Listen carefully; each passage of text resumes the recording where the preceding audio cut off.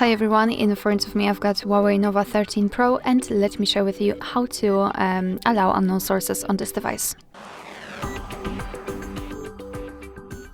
So let's start with opening the settings, and here we have to scroll and find security. Then let's scroll and find more settings and tap on install apps from external sources. So here we've got the list of apps which are allowed or not allowed to install some content. Of course we can change it. Just tap on the specific app and tap on the switcher. After getting back, you can see that the browser is right now allowed to install some content. Be aware, because you're doing it on your own responsibility, and some third-party apps aren't verified by the developer, so you may put your data and whole device at risk. So remember about that and choose the apps wisely. Of course, you can always remove previously granted permissions. Just tap on the app and tap on the switcher.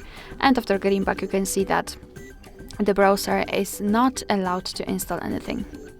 Alright, so that will be all. Thank you so much for watching. Please hit the subscribe button and leave the thumbs up.